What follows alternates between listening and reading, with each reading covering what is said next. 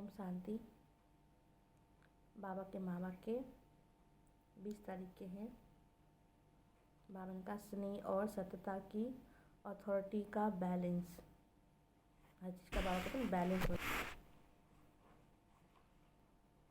Revise course है 20-3-87 की मुरली है, जिसमें बाबा ने कहा स्नेह और सत्यता की अथॉरिटी का बैलेंस। आज सत्य बाप, सत्य शिक्षक, सतगुरु अपने सत्यता के शक्तिशाली सत्य बच्चों से मिलने आए हैं। सबसे बड़े से बड़ी शक्ति व अथॉरिटी सत्यता की है। सत्य दो अर्थ से कहा जाता है, एक सत्य अर्थात सत्य, दूसरा सत्य अविनाशी। दोनों अर्थ से सत्यता की शक्ति सबसे बड़ी है। बाप को सत्य बाप कहते हैं। बाप तो अनेक है, लेकिन सत्य बाप एक है, परमात्मा। शिक्षक भी है, सत्य शिक्षक, सत्य गुरु एक ही है। सत्य को परमात्मा कहते हैं, अर्थात परम आत्मा की विशेषता सत्य अर्थात सत्य है। आपका गीत भी है ना, सत्यम शिवम सुंदरम। दुनिया में भी कहते हैं सत्यम शिवम सुंदरम। साथ साथ बाप परमात्मा के लिए सत्य चित्त आनंद स्वरूप भी कहते हैं। आप आत्माओं को सत्य चित्त आनंद कहते हैं। सत्य शब्द की महिमा बहुत गाई हुई है, और कभी भी कोई भी कार्य में अथॉरिटी से बोलते हो तो यही कहेंगे मैं सच्चा हूँ। कोई बात सच होती है तो बड़े अथॉरिटी के साथ कहते हैं ना मैं सच्चा हूँ, इसलिए अथॉरिटी से बोलता हूँ। सत्य के लिए गायन है, सत्य की नाव हिलेगी डुलेगी पर डूबेगी नहीं। आप लोग भी कहते हो सच तो बिठो नच। सच वाला जो होता है वो नाचता गाता रहता है, अर्थात सत्यता की शक्ति वाला सदा नाचता रहेगा, कभी मुरझाएगा नहीं, उलझेगा नहीं, घबराएगा नहीं, कमज़ोर नहीं होगा। सत्यता की शक्ति वाला सदा खुशी में नाचता रहेगा, शक्तिशाली होगा, सामना करने की शक्ति होगी, इसलिए घबराएगा नहीं। सत्यता को सोने के समान कहते हैं, असत्य को मिट्टी के समान कहते हैं।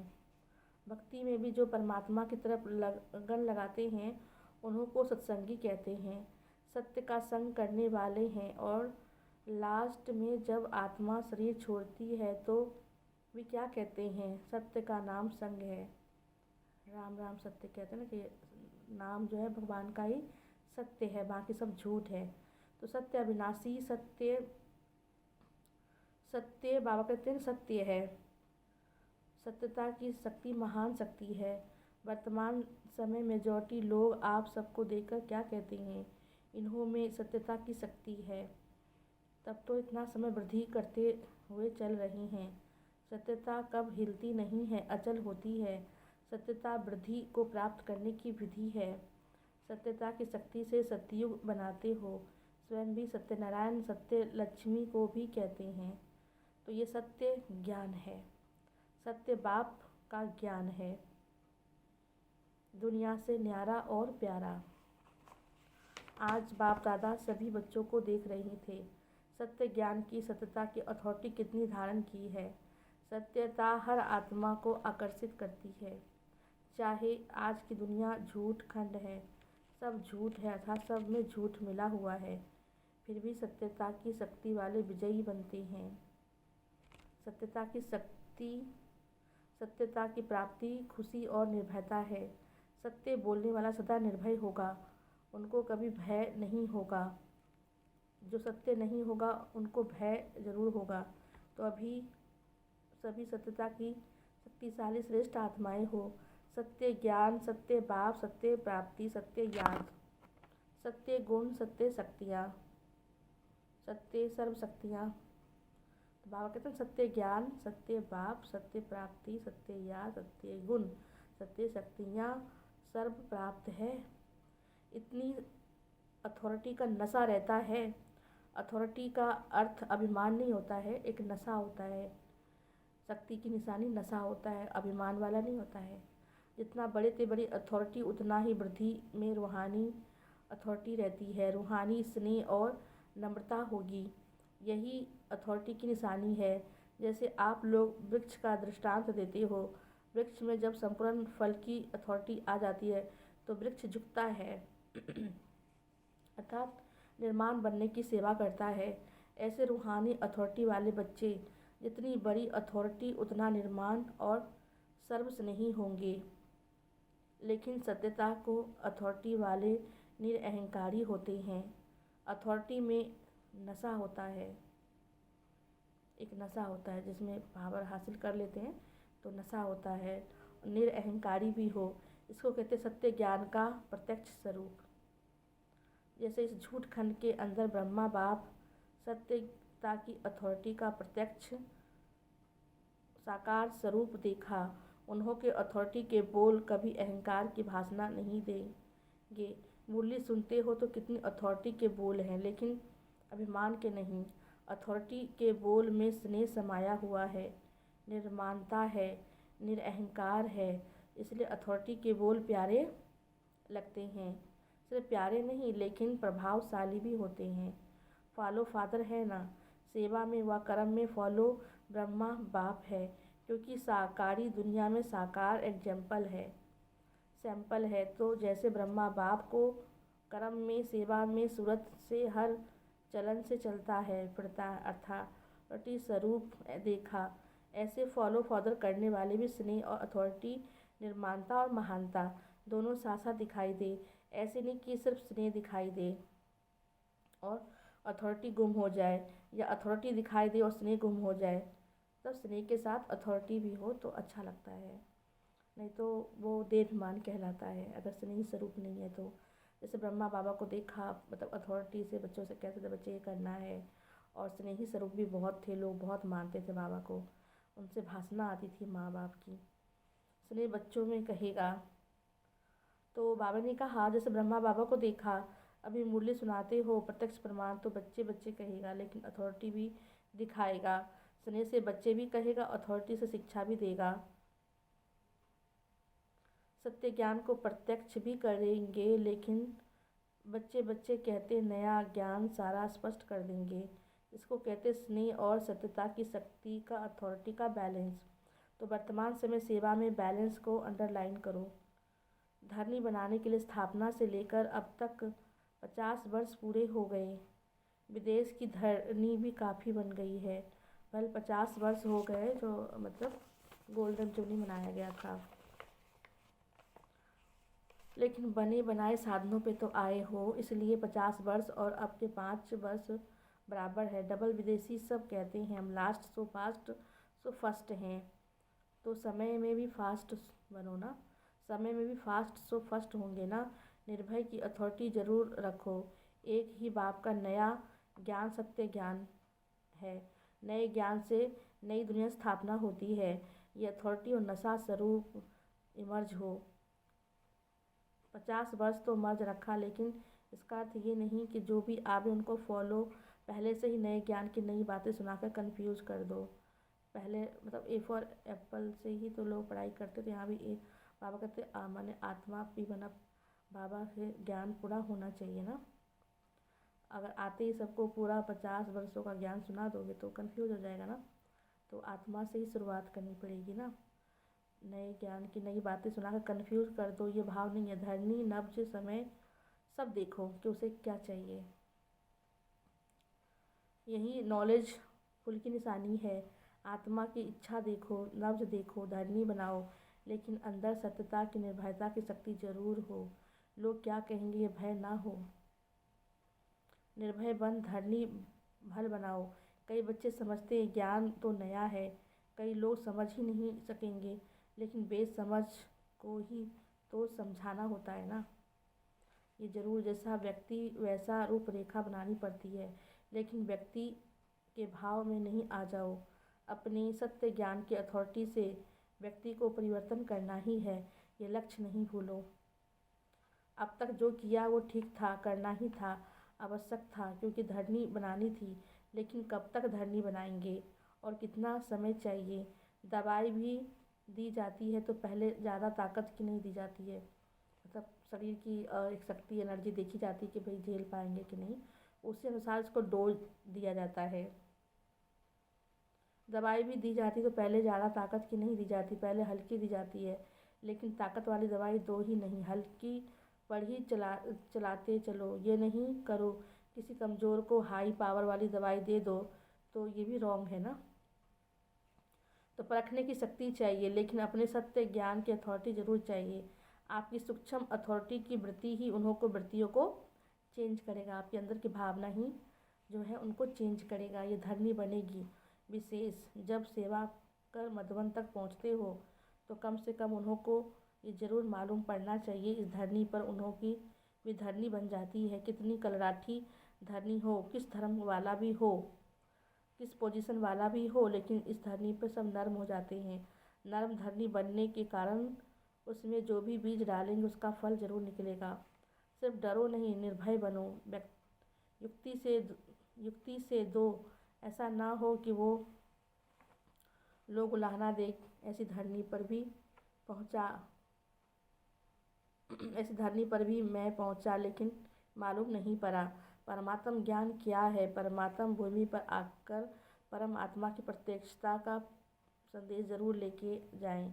लक्ष्य अथॉरिटी का होना चाहिए। आजकल के ज़माने के हिसाब से नवीनता का महत्व है। भल कोई उल्टा भी नया फैशन निकालते हैं तो फॉलो करते हैं। पहले आर्ट देखो कितना बढ़िया है, आजकल का आर्ट तो उनके आगे जैसे लकीर लगेगी। लेकिन मॉडर्न आर्ट पसंद करते हैं लोग। मानव की पसंदी हर बात में नवीनता है। नवीनता स्वतः ही अपनी तरफ आकर्षित करती है। इसलिए नवीनता, सत्यता, महानता, इसका नशा ज़रूर रखो, पर समय, व्यक्ति, सेवा सोच समझ के करना होता है ना। समय देखो, व्यक्ति देखो और फिर सेवा करो, ये लक्ष्य ज़रूर रखो। नई दुनिया का नया ज्ञान प्रत्यक्ष ज़रूर करना है। अभी स्नेह और शांति प्रत्यक्ष हुई है। बाप का प्यार के सागर का स्वरूप, शांति के सागर का स्वरूप अभी प्रत्यक्ष करना है ना। अभी लेकिन स्वरूप आत्मा ज्ञान सागर बाप है। नए ज्ञान को किस ढंग से देवे, इसका प्लान अभी कम बनाए हैं। वो भी समय आएगा जो सभी के मुख से आवाज़ निकलेगा, नई दुनिया का नया ज्ञान ये है। अभी सिर्फ अच्छा कहते हैं, नया नहीं कहते हैं। याद की सब्जेक्ट को अच्छा प्रत्यक्ष किया है, इसलिए धरनी अच्छी बन गई और धरनी बनाना है। पहला आवश्यक कार्य भी ज़रूरी है। जो किया है वो बहुत अच्छा और बहुत किया है, तन मन धन लगा के किया है, इसके लिए आफरीन बाबा देते हैं। पहले जब विदेश में गए तो यही त्रिमूर्ति के चित्र पर समझाना कितना मुश्किल समझते थे। अभी त्रिमूर्ति के चित्र पर आकर्षित होते हैं लोग। जब ब्रह्मा विष्णु शंकर का चित्र है उसमें सारा ज्ञान दिया हुआ है। ये सीढ़ी का चित्र भारत की कहानी समझते थे, लेकिन विदेश में इस चित्र पर आकर्षित होते हैं। तो जैसे वो प्लान बनाए कि नई बात किस ढंग से सुनावे, तो अभी इन्वेंशन करो। ये नहीं सोचो कि ये तो करना ही पड़ेगा, नहीं। बाप दादा का लक्ष्य सिर्फ ये है, नवीनता के महानता की शक्ति धारण करो, इसको भूलो नहीं। दुनिया को समझाना, दुनिया की बातों से घबराओ नहीं। अपना तरीका इन्वेंट करो, क्योंकि बाबा नई नई चीज़ों को इन्वेंट आप बच्चे ही हो ना। सेवा के प्लान बच्चे ही बनाते हैं। जैसा लक्ष्य रखेंगे वैसा प्लान बहुत अच्छे से अच्छा बनाता जाएगा। तो बाबा ने कहा बनता जाएगा। सफलता तो जन्म सिद्ध आपका अधिकार है, इसीलिए नवीनता को प्रत्यक्ष करो। जो भी ज्ञान की कोई बातें हैं उसको स्पष्ट करने की विधि आपके पास बहुत अच्छी है, स्पष्टीकरण भी है। एक एक पॉइंट को लॉजिकल स्पष्ट कर सकते हो, अपनी अथॉरिटी वाले हो। कोई मनोमय व कल्पना की बातें तो है नहीं, यथार्थ है, अनुभव है। अनुभव की अथॉरिटी है, नॉलेज की भी अथॉरिटी है, सत्यता की भी अथॉरिटी है। कितनी भी अथॉरिटीज़ है तो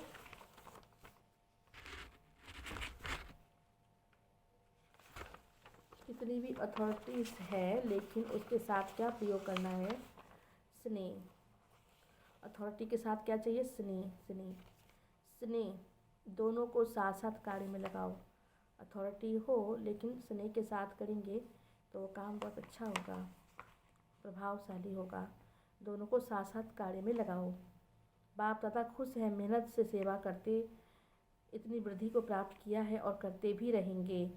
चाहे देश है चाहे विदेश है, देश में भी व्यक्ति नब्ज देख सेवा करने में सफलता है।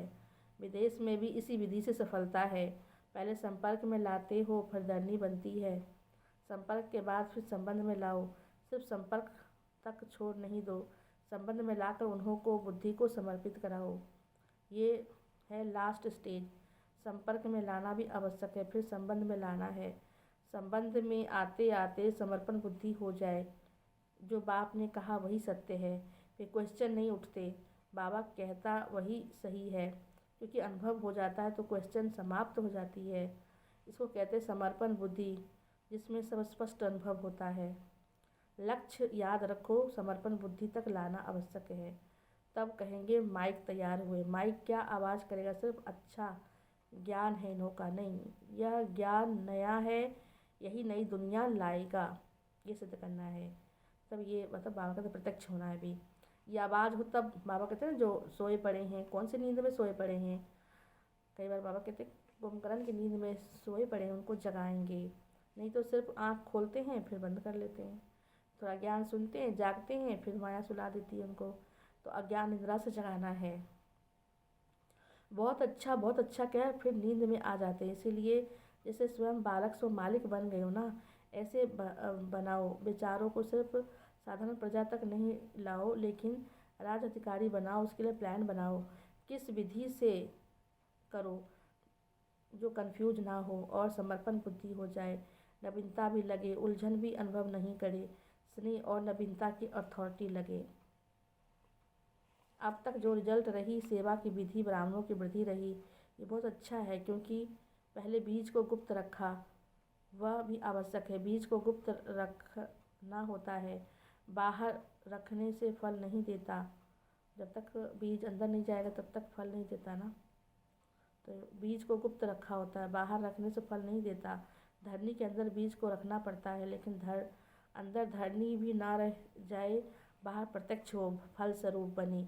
यह आगे स्टेज है, समझा? लक्ष्य रखो, नया करना है, कुछ नया करना है। ऐसे नहीं कि इस वर्ष ही हो जाएगा, लेकिन लक्ष्य बीज को बाहर प्रत्यक्ष जरूर करेगा। ऐसे भी नहीं सीधा जाकर भाषण करना शुरू कर दो। पहले सत्यता की शक्ति की भाषणा दिलाने के भाषण करने पड़ेंगे। आखिर वे दिन आए, ये सबके मुख से निकले। जैसे ड्रामा में दिखाते हो ना, सब धर्म वाले मिलकर कहते हैं हम सब एक हैं, हम एक हैं, एक के ही हैं। वो ड्रामा दिखाते हो, वो प्रैक्टिकल में स्टेज पर सब धर्म वाले मिलकर एक की आवाज़ बोले, एक बाप है, एक ज्ञान है, एक ही लक्ष्य है, एक ही घर है, यही है।